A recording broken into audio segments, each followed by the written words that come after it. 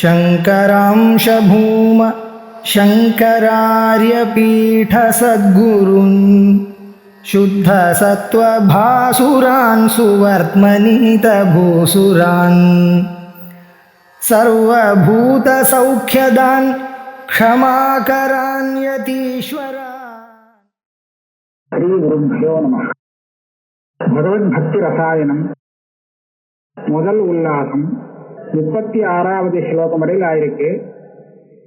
அதுல சொன்ன விஷயத்தை இப்ப கொஞ்சம் பரிசீலனம் பண்ணணும். 33வது ஸ்லோகத்துல அவர் என்ன சொன்னார்னா, பாகவத பிரதம ஸ்கந்தத்திலே நாரதர் சில பக்தி பூமிகைகளுக்கு உபாயம்னு சொல்லியிருக்காருங்க. சில உபாயங்களை சொல்லியிருக்கார். 11 வருது மொத்தம். அத நான் இப்போ உங்களுக்கு தெரிவிக்க போறேன் அப்படின்னு சொல்லி வரிசையா என்னென்ன சொல்ல வந்தார்னா, முதல் படி மகதாம் சேவா, 2வது படி தத் தயா பாத்திரதா, 3வது தத் தர்ம ஸ்ரத்தா, 4வது ஹரிகுண சிரவணம், 5வது ரத்யந்துர உற்பத்தி, 6வது பகவானுடைய ஸ்வரூபம் தெரியறது, ஸ்வரூப தரிசனம், ஸ்வரூபத்தை புரிஞ்சுக்கிறது. அதுக்கப்புறம் பிரேம விருத்தி பரானந்தே, ஆனந்த ஸ்வரூபமான அந்த பகவத் ஸ்வரூபத்திலே ரொம்ப அதிசயித்தமான ஒரு பிரேமை உண்டாவது. அதுக்கப்புறம் பகவான தரிசனம் பண்றது புரணம். அப்புறம் பகவத் தர்ம நிஷ்டா. அப்புறம் பார்த்தா பகவானுடைய குணங்கள்லாம் தன்னிடத்திலேயே தெரிவது சத்குணசாலிதா. அப்புறம் பரம காஷ்டாபன்னமான கடைசி பிரேமம். இப்படியாக 11 படிகள் பக்திக்கு சொல்லப்பட்டிருக்கு. நாரதர் சொல்லியிருக்கார் அப்படின்னு சொன்னார். நாரதர் எங்க சொன்னார் இப்படி அப்படின்னு கேட்டா வியாக்கியானத்துல வரிசையா சொன்னார். இப்ப மேற்கொண்டு இந்த 11 படிகளைத்தான் வியாக்கியானம் பண்ற. வியாக்கியானத்துல அது எத்தனை பேதம் என்ன ஏது அப்படின்னு இப்ப நாரதர் சொன்னது எப்படின்னா, பாகவதத்துல வரக்கூடியது இது வியாச நாரத சம்வாதே. வியாசருக்கு நாரதர் உபதேசம் பண்றார். அதுக்கப்புறம் தான் வியாசர் பாகவதத்தையே ஸ்ரீமத் பாகவதத்தையே எழுதினாராம். இந்த நாரதர் என்ன சொல்றார், தனக்கு எப்படி இப்பேற்பட்ட ஒரு பக்தி வந்தது அப்படிங்கிறத வரிசையா சொல்லிட்டு வர. அவர் என்ன சொல்றார், போன ஜென்மாவிலே நான் வேதவித்துகளுக்கு, அதாவது வேதம் படித்த பெரிய பிராமணாளுக்கு பரிகரியை பண்ணிட்டு இருந்த ஒரு வேலைக்காரியுடைய பையனாக பிறந்திருந்தேன். அதே சமயத்திலே அம்மாவோடு சேர்ந்து அந்த வேதவித்துகள் இருக்காளே அவளுடைய சுஷ்ரூஷைகளையும் நான் பண்ணினேன். அந்த வேதவித்துகள்லாம் மழை காலத்திலே ஒரு இடத்துல சாதுர்மாசியம் பண்றாளோ இல்லையோ, அந்த மாதிரி ஒரு இடத்துல இருந்தாலாம், ஒரு 2 மாசம் இருந்தாலாம். அவ எனக்கு என் மேல ஒரு அனுகிரகம் பண்ணினா. அவளுடைய அனுமதியை பெற்று அவ சாப்பிட்ட மிச்சத்தை நான் சாப்பிட்டேன், உச்சஸ்த போஜனம் பண்ணினேன். அதை சாப்பிட்டதுனாலே என்னுடைய மனசுல இருந்த சகல பாபமும் நிவர்த்தி ஆயிடுச்சு. இப்படியாக சித்தசித்தி வந்ததுக்கு அப்புறம் எனக்கு ஆத்மஸ்வரூபமா இருக்கக்கூடிய இந்த பகவானிடத்திலே ஒரு ருச்சி ஏற்பட்டது. இந்த 2 மாசம் அவ அங்க இருந்து பிரதிதினம் பகவானுடைய கதை, பகவானை பத்தின பல விஷயங்களை பேசினார்கள். அதை நான் ரொம்ப கவனமாக கேட்டேன்.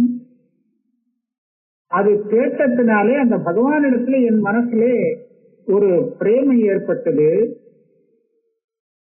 அதுக்கப்புறம் கொஞ்சம் அபியாசமானதுக்கு அப்புறம் எனக்கு நல்ல பகவானுடைய ஞானம், அவரை பத்தின ஞானம் நன்னா ஏற்பட்டது. அது வந்ததுக்கு அப்புறம் எனக்கு தோணுதுன்னா அந்த ஆத்மஸ்வரூபம் இருக்கே அதனுடைய மாயையாலே பிரம்மத்துலதானே இந்த ஜெகத்து கல்பிக்கப்பட்டிருக்குன்னு சொல்லியிருக்கு. ஆனா அந்த மாயையால என்னிடத்திலேயே இந்த ஜெகத்து கல்பிக்கப்பட்டதாக நான் உணர்ந்தேன். இப்படியாக இந்த மாதிரி வேதாந்த விசாரம் பண்ணி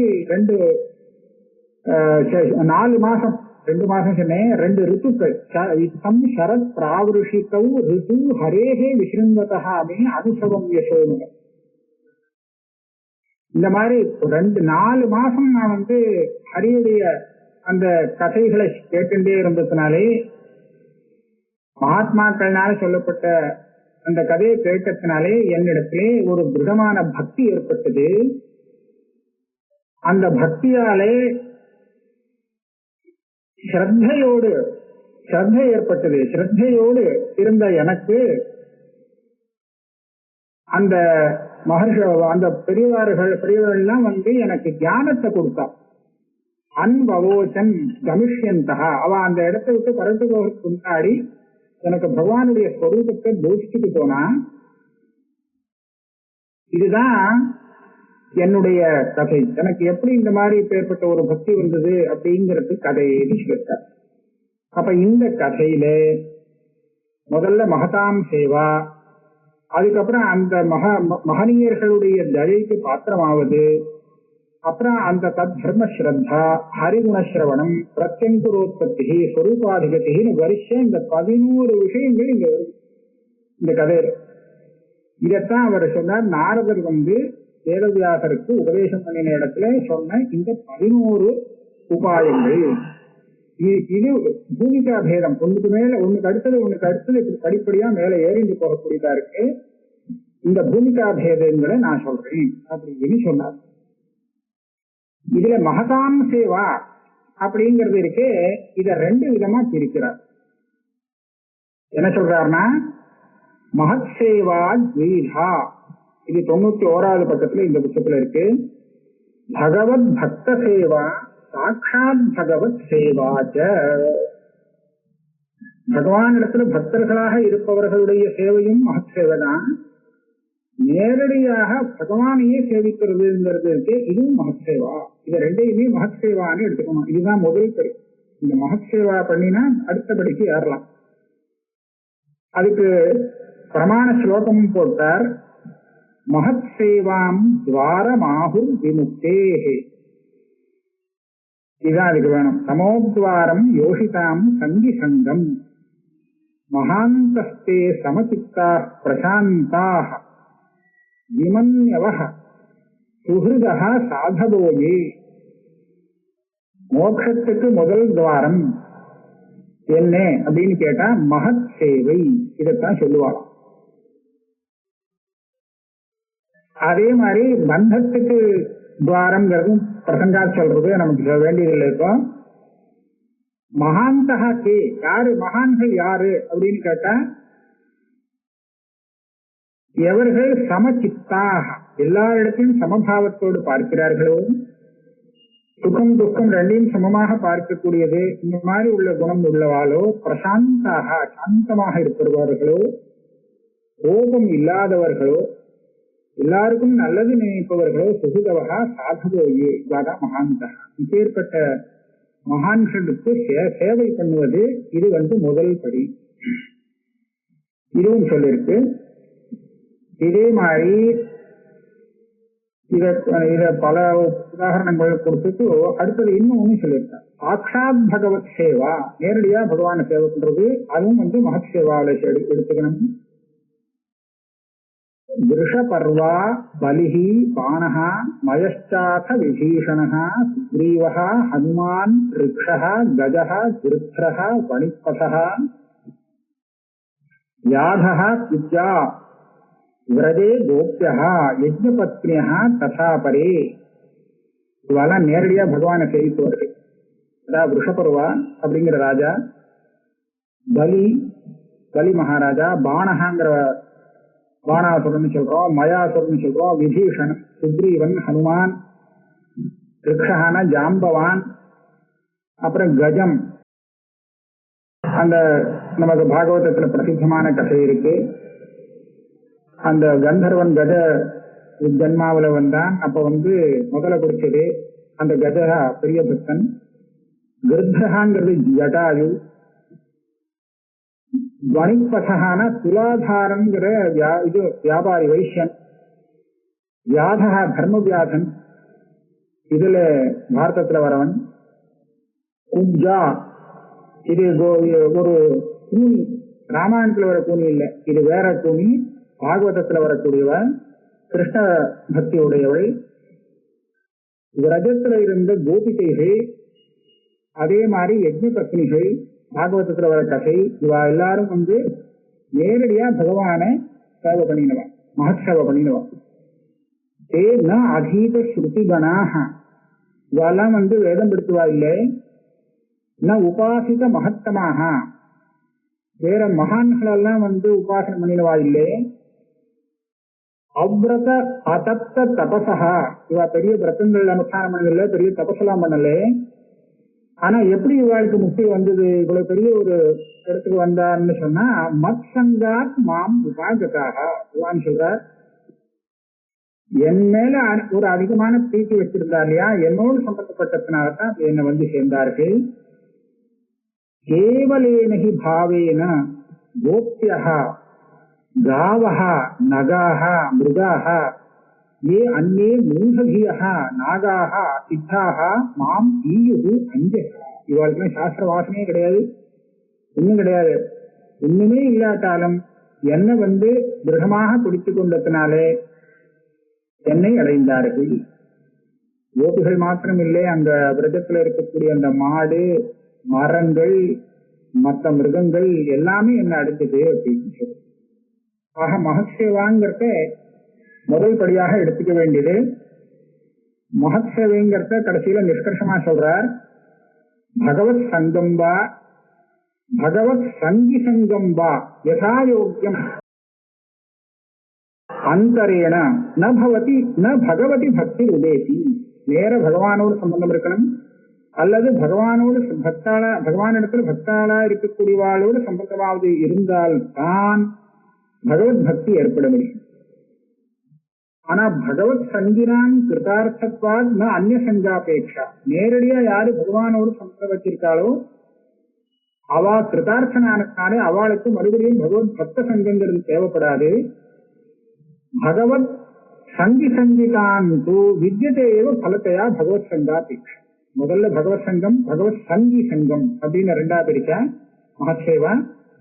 பகவத் சங்கம் வந்தாச்சுன்னா அப்புறம் வேற எதுவும் தேவைப்படாது. ஆனா பகவத் பக்தாளுடைய சங்கம், அவளோடு சங்கத்துல இருக்கிறவா இருக்காளே, இவாளுக்கு பகவத் சங்கங்கிறது மேற்கொண்டு தேவைப்படும். இப்படியாக ரெண்டு விதமாக மகசேவை இருக்கு. அடுத்தது தத் தயா பாத்திரதா ததா போட்டுட்டார். இரண்டாவது படி இது. தேஷாம் மகதாம் தயா ஸ்வவிஷயா.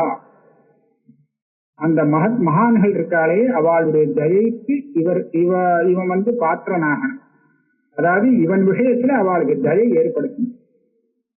அது எப்படி வரும்? அவளுக்கு இவன் மேல தயைன்னு சொன்னா ஸ்வகீயைஹி சுஷீலதாதி குணைஹி பவதி. இவன் நல்லவனா இருக்குன்னா இவன்கிட்ட இருக்கக்கூடிய நல்ல குணங்களை பார்த்துதான் இவன் விஷயத்துல மகான்களுக்கு தயை ஏற்படும். என்னென்ன குணங்கள் அதுன்னு பகவான் சொல்லியிருக்கார். கிருபாலுஹு அகிருதத்ரோஹா திதிக்ஷுஹு சர்வதேஹினாம் சத்வசாரஹ அனவத்யாத்மா சமஹ சர்வோபகாரகஹ காமைஹி அஹததீஹி தாந்தஹ மிருதுஹு ஸ்ருதிஹி அகிஞ்சனஹ அனீஹஹ மிதபுகு சாந்தஹ ஸ்திரஹ மச்சரணோமிஹி அப்ரமத்தஹ கபீராத்மா ஜுதிமான் ஜித ஷட்குணஹ அமானி மானதஹ கல்பஹ மைத்ர காருணிகஹ கவிஹி. அந்த சாதகனா இருக்கிறவனுக்கு இப்பேற்பட்ட குணங்கள்லாம் இருந்தால் மகான்களுக்கு மகான்களுடைய தயைக்கு இவ பாத்திரமாவா. என்னென்ன வேணும்? முதல்ல கிருபாலுகு, இவன் முதல்ல எல்லா பிராணிகளிடத்தையும் தயை உள்ளவனாக இருக்கிறது. அடுத்தது ஆக்கிருத துரோகா, யாருக்கும் துரோகம் செய்யக்கூடாதவனாக இருக்கக்கூடாது, யாருக்கும் துரோகம் செய்யாமல் இருக்கணும். திதிக்ஷு வந்த சுக துக்கத்தை இவன் தாங்கி இருந்து போகக்கூடியவனா இருக்கணும். அதே மாதிரி சத்தியசாரகா சத்தியனிஷ்டனாக இருக்க வேண்டும், பொய் சொல்லாதவனா இருக்கணும். அனவத்தியாத்மா தோஷம்னு சொல்றோமே, சாஸ்திரத்தினாலே எந்த தோஷங்கள்லாம் நிஷேதிக்கப்பட்டிருக்கோ, தவிர்க்க வேண்டியதாக சொல்லப்பட்டிருக்கோ அந்த தோஷங்கள் எல்லாம் விட்டவனாக இருக்கணும். அதே மாதிரி சமஹா எல்லா இடத்திலையும் சமமான ஒரு பாவம் உள்ளவனாக இருக்கணும். சமம்னா என்னன்னா, பகவத்கீதையில சொல்லியிருக்கு இந்த சமசப்தத்துக்கு, ஆத்மௌபம்மேன சர்வத்திர சமம் பஷ்யதி யோர்ஜுனா சுகம் வா யதி வா துக்கம் ச யோகி பரமோமதா. ஒரு சாதகனாக இருக்கிறவன் தனக்கு எது பிடித்தது பிடிக்காதது, இது சுகம் இது துக்கம்னு தெரியறதோ இல்லையோ, இதே மாதிரி மற்றவாளுக்கும் உண்டுங்கிறது தெரிஞ்சுட்டு தனக்கு பிடிக்காததை மற்றவார்களுக்கு செய்யக்கூடாது, அந்த மாதிரியே சமமாக பாவிக்கணும் அப்படிங்கிற ஒரு பாவம் இருக்கு. இதுதான் சமபாவம் சொல்றது. சர்வோப தன்னால முடிஞ்ச அளவுக்கு எல்லாரும் உபகாரம் பண்றவனா இருக்கணும். காமைசி அகதபீகி எந்த விஷயத்திலையும் ஆசைக்கு வசமாகாதவனாக இருக்கணும். காந்தகா ஜிதேந்திரியனாக இருக்க வேண்டும். அப்புறம் மிருதுஹு மிருதுவான ஸ்வபாவம், கடுமையான ஸ்வபாவம் இருக்கக்கூடாது. அதே மாதிரி சுதிஹி சுத்தமாக பவித்திரனாக இருக்க வேண்டும். அகிஞ்சனஹா அபரிகிரகாங்கிற அர்த்தத்தில் இந்த சப்தம் சேர்த்து வைக்கிறார். பணங்க காசு அதெல்லாம் சேர்த்து வச்சுருந்தா அதுல கவனம் போகும், அதனால அப்படி இருக்கக்கூடாது. அனிகா எதுக்காகவும் ஒரு பலத்துக்காக பிரயத்தனம் பண்ணாதவனாக இருக்கணும். இப்படியா வரிசையா குணங்கள் இதெல்லாம் நிறைய இருக்கு. சாந்தகா மித்த புத்து கொஞ்சமாக சாப்பிடக்கூடியவன், பகவானையே சரணமாக நினைக்கக்கூடியவனா இருக்கணும். இதெல்லாம் நல்ல குணங்கள். இந்த குணங்கள் இருந்தா பகவத் மகான்களுக்கு இவனிடத்திலே ஒரு பிரீத்தி, இவனிடத்திலே ஒரு தயைங்கிறது உண்டா அப்படின்னு சுவாமி சொல்லியிருக்காரு. இன்னும் கூட நிறைய ஸ்லோகங்கள் இருக்கு, நான் அதெல்லாம் விட்டுடுறேன். ஏதாதிருஷ சிஷ்ய குண அபாவேது, இந்த குணங்கள் எதுக்காக, சில பேர் இதெல்லாம் இந்த குணங்கள்லாம் இல்லாட்டாலும் மகான்களுக்கு அவாமையில ஒரு தயை வரலாமா, ஆனா அந்த தயை பூர்ணமா பதிக்காதுங்கிற. சிஷ்யனிடத்துல இப்பேற்பட்ட நல்ல குணங்கள் இருந்தா தான் மகான்கள் பண்ணக்கூடிய அந்த தயையானது இவனிடத்திலே பலத்துக்கு உபயோகப்படும். சொல்றார், ஏதாதிருஷ சிஷ்ய குண அபாவேது ஜாதோபி மகத்தம சங்கஹ நிரர்த்தகா இது தத் தயா பாத்திரதா பவதி த்விதீயா பூமிகா. இந்த என்ன சொல்றாருன்னா, இந்த குணங்கள் இல்லாவிட்டால் பெரிய மகான்கிட்ட போய் அவளுடைய ஆசீர்வாதத்தை வாங்கிட்டாலும் கூட அது பெரிய பலத்தை கொடுக்கக்கூடியதாக ஆகாது. அதனால இந்த குணங்களோடு இருந்து மகான்களுடைய தயைக்கு இவன் பாத்திரமாக. இது இரண்டாவது படி. இதையும் சாபி திவிதானி ரெண்டு விதம் காண்பிக்கிறார். ஸ்வப்பிரயத்தன அனபேட்சா தத் சாபேட்சாச்ச அப்படி. அதாவது தானே பிரயத்தனப்பட்டு இந்த தயைக்கு பாத்திரமாவது இது ஒண்ணு. ஸ்வப்பிரயத்தன அனபேட்சா தான் பிரயத்தனப்படாமலேயே பெரியவாளுடைய தயைக்கு பாத்திரமாவது அப்படின்னு இந்த ரெண்டு விதம் இருக்கு. இதுக்கு உதாரணங்கள்லாம் சொல்லியிருக்க. சப்த ஹேம நிபா தத்ர ஆத்யாயதா சப்த ஹேம நிகாயாபம் சிதிகண்டம் திரிலோச்சனம் பிரசாத சுமுகம் வீக்ஷ்ய பிரணேமுஹு ஜாத கௌசிகாஹ சதான் பிரபன்னார்த்திஹரஹ பகவான் தர்மவத்சலஹ தர்மஜ்ஞான் சீலசம்பன்னான் பிரீதான் பிரீதஹ உவாச்சஹ. இது எந்த இடத்துல வருதுன்னு சொன்னா, பிராச்சேதசாள்னு சில பேர் ஆதி காலத்துல வந்தவர்கள் இவாளெல்லாம் தபஸ் பண்ணிட்டு வரா. அவளுக்கு பகவான் ருத்ரன் வந்து நேரடியா தரிசனம் கொடுத்து அவாக்கிட்ட சொல்லக்கூடியது. இப்ப இதுல என்ன ஆச்சுன்னா, இவா வந்து பகவானுடைய அந்த கிருபைக்கு பாத்திரம் ஆவதற்காக ஒன்றும் பெருசா பிரயத்தனம் பண்ணிடல. ஆனா இயற்கையா இவாளுக்கு வந்துட்டு அதாவது மகான்களுடைய பிரீத்திக்கு விஷயமாயிட்டா. தயா பாத்திரத்துங்கிறது இவாளுக்கு வந்தது. இதுக்கு இவாளை உதாரணமா காண்பிச்சுட்டா. நான் பூரா ஸ்லோகத்தை படிக்கல. பிரயத்தனத்தினாலே அந்த மகான்களுடைய தயைக்கு பாத்திரமாவதுங்கிறதுக்கு உதாரணமாக துருவனை சொல்றார். துருவன் ஆரத சம்பாதத்துல இருக்கு. சோயம் சமோ பகவதா சுக துக்க ஹதாத்மனாம் தர்சித கிருபயா பும்சாம் துர்தர்ஷோ அஸ்மத் விசைஸ்துய அதாபி மே அவிநீதஸ்ய க்ஷாத்ரம் கோரமுபேயுஷः குருத்யா துர்வதோபாணைஹி ந பின்னே ஸ்ரயதே ஹிருதி. இதெல்லாம் அந்த துருவனுடைய வச்சனம். துருவனுக்கு நாரதருடைய உபதேசத்தினாலே இப்பேற்பட்ட ஒரு தயா மகத் தயா பாத்திரத்துவம் கிடைக்கிறது. இது அவனுடைய வாக்கியத்தினாலேயே நாம தெரிஞ்சுக்கிறோம்.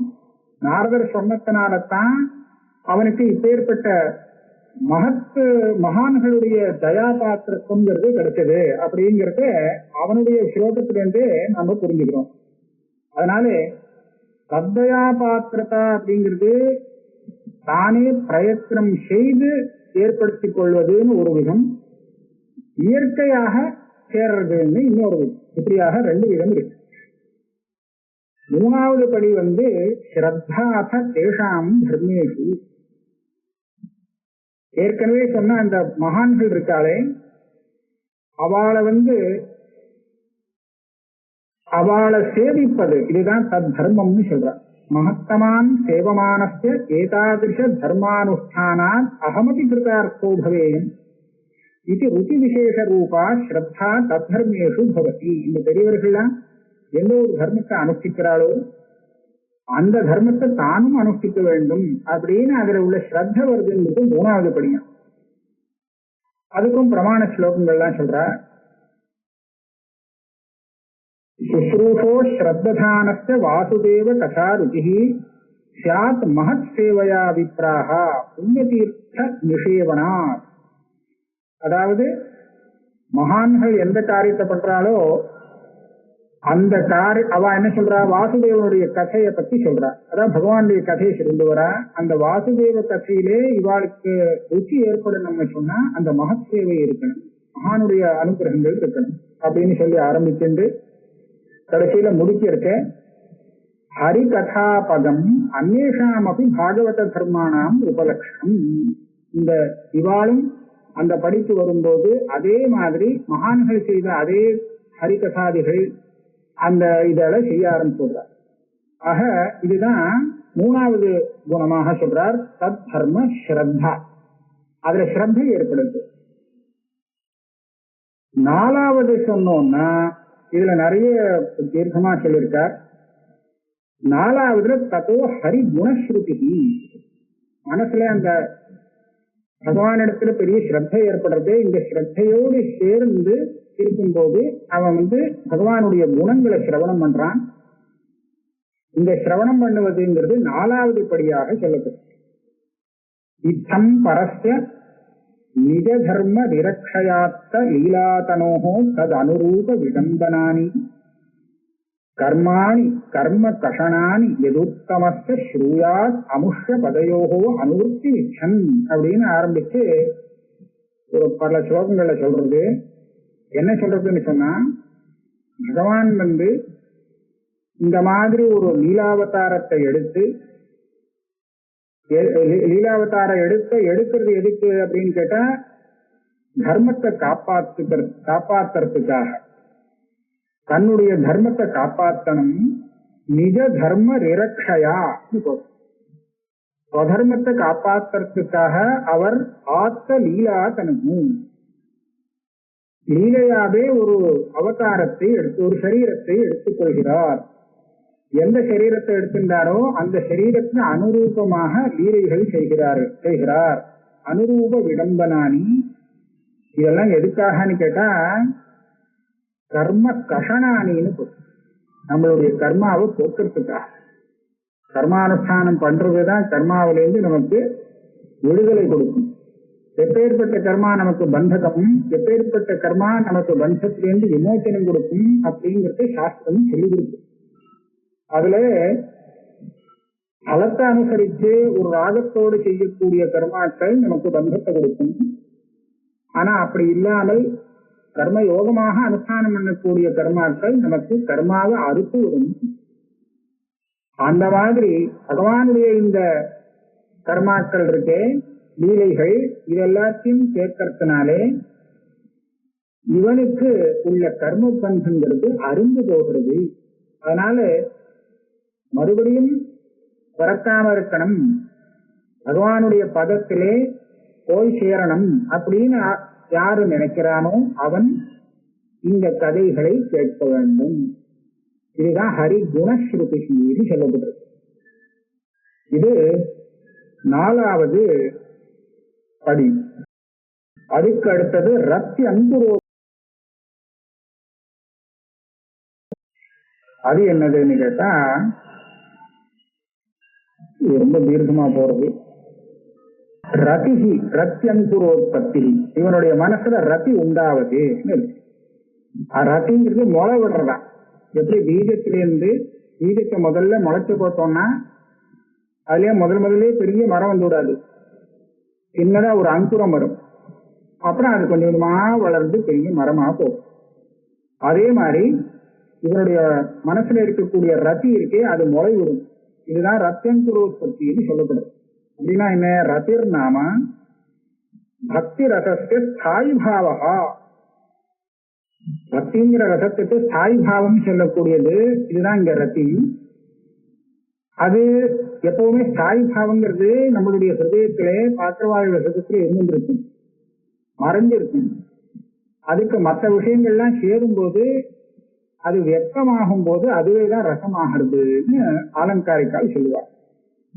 அப்ப பக்தி ரசத்துக்கு ஸ்தாயி பாவமா இருக்கக்கூடியது ரத்திங்கிறது ஒரு குணம்.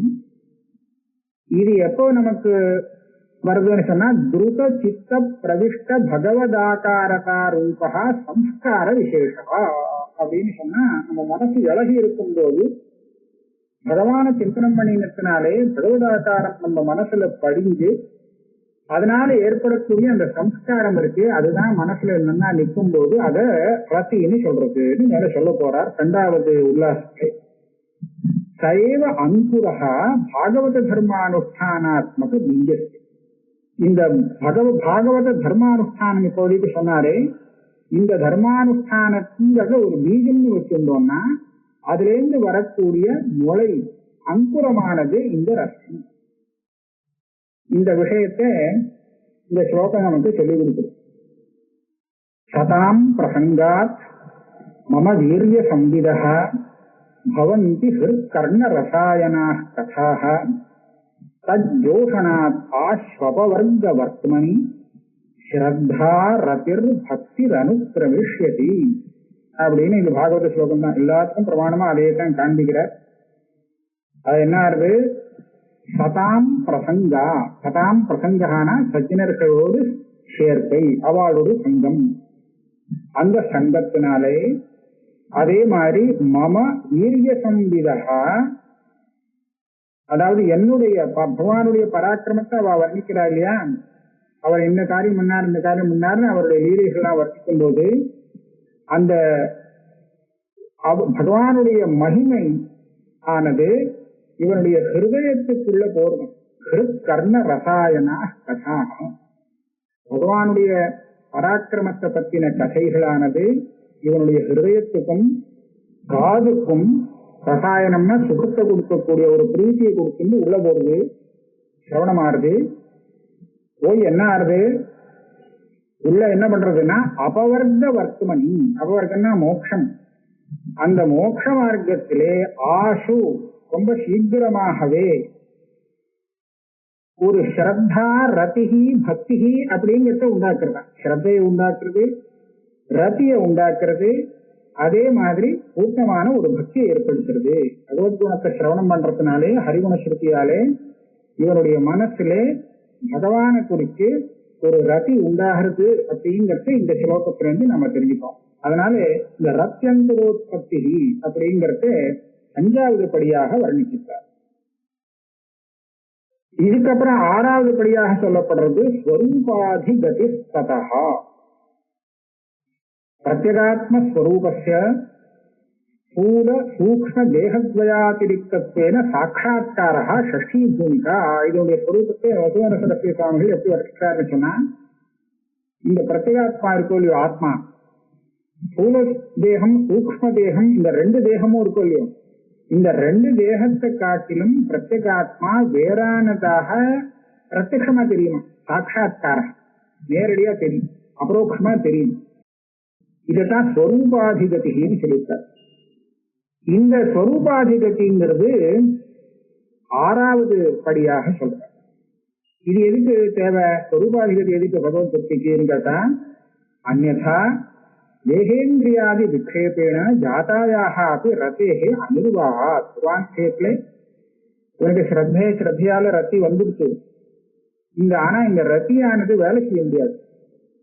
ஏன் செய்ய முடியாதுன்னு சொன்னா, இவனுக்கு தேக இந்திரியங்கள்லயே ஆத்ம புத்தியோட இருந்தான்னா அதுல ஏதாவது ஒரு சிரமமோ ஏதாவது வந்ததுன்னா பிரவೃತ್ತಿ மாறிவிடும். அதை நிவர்த்தி பண்றதுக்காகவோ இல்ல அதை திருப்திப்படுத்துறதுக்காகவோ இவனுடைய பிரவೃತ್ತಿ அமைஞ்சிடும். அப்படி ஆகும் போது ஏற்கனவே வந்த அந்த ரத்தி கூட மேல் கொண்டு வளராது. அங்க உண்டாயிடுச்சு, உண்டானாலும் அது மேல வளரணும் இல்லையோ, வளர முடியாம தடவிட்டு போகும். அதுக்காக இந்த ஸ்வரூபாதிகதிங்கிறது தேவைப்படுறது. ஸ்வரூபாதிகதி இருந்தால் இவன் அந்த சரீர ஸ்தூல தேகம் சூக்ஷ்ம தேகத்துக்கு வரக்கூடிய அந்த சுகதுக்கங்கள் பாதிப்பை ஏற்படுத்தாது. அதனால இவனுடைய பக்தியானது மேற்கொண்டு பிரதிபந்தம் இல்லாமல் தன்னுடைய காரியத்தை செய்ய முடியும். அதுக்காக இந்த 6வது பூமிகைன்னு சொல்லி ஸ்வரூபாதிகதிங்கிறத வச்சிருக்காங்க.